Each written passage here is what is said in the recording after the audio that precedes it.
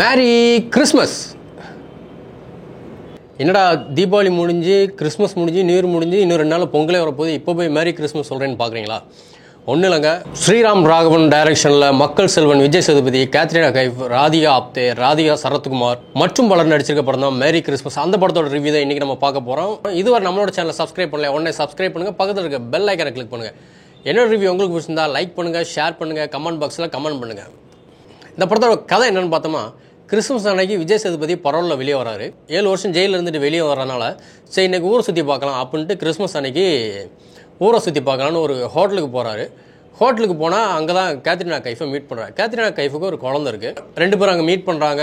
அப்புறம் தேட்டருக்கு போகிறாங்க, படம் பார்க்குறாங்க. அதுக்கப்புறம் கேத்ரினா கைஃப் விஜய் சேதுபதி வீட்டுக்கு கூப்பிட்டு போகிறாங்க. இப்படி பாட்டு பாடி டான்ஸ் ஆடி ட்ரிங்க்ஸ் பண்ணி நல்லா ஜாலியாக என்ஜாய் பண்ணிக்கிட்டு இருக்கும்போது அவங்க கதையை ஷேர் பண்ணுறாங்க. அதாவது கேத்ரினா கைஃப் சொல்கிறாங்க, தன்னோட ஹஸ்பண்ட் வந்து ஒரு ட்ரக்ஸ் அடிக்ட்டு, என்னை சரியாக கவனிச்சிக்கிறதில்ல, வேற ஒரு பொண்ணு கூட அஃபைர் வச்சுருக்கான், அதனால தான் நைட்டு நான் வேறு ஒரு பையனை தேடி நைட்டு போனேன் அப்படிங்கிற மாதிரி இவங்க சொல்கிறாங்க. அப்போ தான் நீங்கள் எனக்கு கிடச்சிங்க. ஸோ அப்படிங்கிற மாதிரி இவங்க கேத்ரினா கைஃப் தன்னோட கதையை சொல்கிறாங்க. ஸோ விஜய் சேதுபதி தன்னோட கதையை சொல்கிறார். நான் ஒரு பொண்ணை லவ் பண்ணேன்.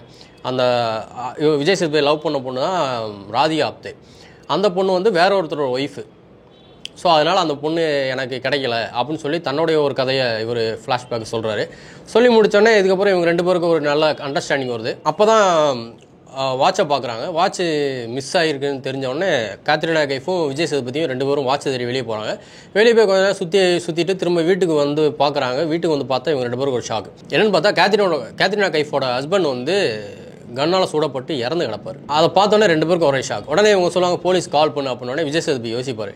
அப்போ தான் சொல்லுவார், இல்லைங்க நான் போலீஸ் கால் பண்ண முடியாது, ஏன்னா நானே ஒரு பரவலில் வந்த கைதி, ராதிகா ஆப்தே அதான் விஜய் சேதுபதியோட லவ் இருக்காங்க இல்லையா, கொன்னதே நான் தான் அப்படின்னோடனே கேத்ரினா கைஃபுக்கு ஒரே ஷாக்கு. வெளியே போடா அப்படின்றாங்க. வெளியே போயிடுவாங்க. வெளியே போனோடனே கொஞ்ச நேரம் கழித்து திரும்ப கேத்ரினா கைஃபும் குழந்தையும் வருவாங்க. வந்து காரில் ஏறி போவாங்க. விஜய் சேதுபதி ஃபாலோ பண்ணிட்டே போவார். போனால் சர்ச்சில் போய் உட்காந்துருப்பாங்க. திரும்ப அதே மாதிரி ஒரு பர்சனை மீட் பண்ணுவாங்க. மயங்கி விழுவாங்க. அந்த பர்சன் வந்து நான் அவங்கள காப்பாற்றுறேன் அப்படின்னு சொல்லி ஹாஸ்பிட்டலுக்கு கூப்பிட்டு போகிறேன்னு சொல்லி காரில் ஏற்றும் போது விஜய் சேதுபதியும் கூட வருவார். போகிற வெளியில் ஓகே நான் இப்போ ஆல்ரைட் அப்படின்னு சொல்கிறாங்க. திரும்ப இவங்க எல்லோரும் சேர்ந்து அவங்க வீட்டுக்கு போகிறாங்க. கேத்ரினா கைஃப் வீட்டுக்கு போகிறாங்க. போனால் அங்கே வந்து கேத்ரினா கைஃபோட ஹஸ்பண்டு இல்லை. விஜய் சேதுபதிக்கு ஒரே ஷாக்கு. என்னடா கொஞ்ச நேரத்துக்கு முன்னாடி தான் இங்கே ஒருத்தர் இறந்து கிடந்தா இப்போ ஒருத்தர் இல்லையே அப்படின்னு ஒரே ஷாக்கு. ஸோ விஜய் சேதுபதிக்கு ஒரு கன்ஃபியூஸ் ஆகுது, நம்ம வந்தோமா இல்லையா அப்படின்னு ஒரே அவனே கன்ஃபியூஸ் ஆகிக்கலாம். கொஞ்ச நேரம் கழிச்சு திரும்ப வாட்சை காணும். விஜய் சேதுபதிக்கிட்ட என்ன எப்படி ஸ்டார்டிங்கில் பிஹேவ் பண்ணாங்களோ அதே மாதிரி இவங்ககிட்டையும் வாட்சை காணும்னு சொல்லும்போது 3 பேர் தேடி வெளியே போகிறாங்க. அப்போது ஒரு இடத்துல வந்து விஜய் சேதுபதி இறக்கி விட்டுறாங்க. இறக்கி விட்டு அவங்க 2 பேரும் போயிடுறாங்க. விஜய் சேதுபதி திரும்ப வீட்டுக்கு வராரு. என்ன பிரச்சனை? வீட்டுக்கு வந்து பார்த்தா வீடு அப்படியே தான் இருக்குது. அவங்க பொண்ணு மட்டும் தூங்கிட்டு இருக்காங்க. பொண்ணுகிட்ட போய் ஒரு கதை சொல்லிட்டு இருக்காரு.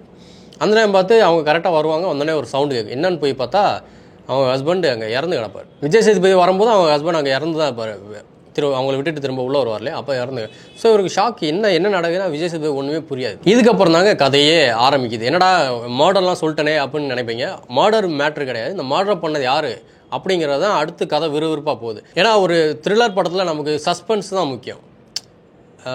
கொலை எப்படி நடந்துச்சு, கொலை நடந்துருச்சுங்கிறது நமக்கு தெரியும். ஆனால் கொலை யார் பண்ணா அப்படிங்கிறத இந்த படத்தோட பெரிய சஸ்பென்ஸாக இருக்குது. ஏன்னா நம்ம சீன் பை சீன் நம்ம ஃபஸ்ட்டு நான் சொன்னேன்ல, ஃபஸ்ட்டு 20 நிமிஷம் வந்து நம்மளை வந்து ஒருவேளை இந்த படம் 96 மாதிரி ஒருவேளை நைட்டு ஃபுல்லாக எப்படி இழுத்துருவாங்களோ அப்படின்னு நம்ம யோசிச்சுக்கிட்டு இருக்க நேரத்தில் இந்த மாதிரி ஒரு ஷாக்கிங் நியூஸ், அதாவது ஹஸ்பண்ட் இறந்து கிடக்கிறாரு, எப்படி இறந்தார், திரும்ப அதே மாதிரி ஒரு ரிப்பீட்டான ஒரு விஷயம் நடக்குது. விஜய் சேதுபதிக்கு ஒரு ஷாக்காக இருக்குது. அது நமக்கும் ஷாக்காக இருக்குது.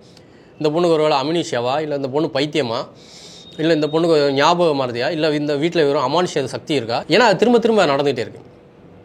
அப்படிங்கும்போது நமக்கு ஒரு டவுட் வருது. ஆனால் அப்படி இல்லை அப்படிங்கிறது அடுத்தடுத்த சீனில் நமக்கு தெரிய வருது. அப்போ கடைசியில் என்ன நடக்குது, கிளைமேக்ஸில் உண்மையிலே இந்த கொலை பண்ணது யார், கேத்ரினா கைஃபா, விஜய் சேதுபதியா, இல்லை கூட வந்த பர்சனா, இல்லை அவன் தன்னைத்தானே சுட்டுக்கிட்டானா, இல்லை அவனுக்கு எதிரி இருக்காங்களா அப்படிங்கிறது விறுவிறுப்பாக போகுது.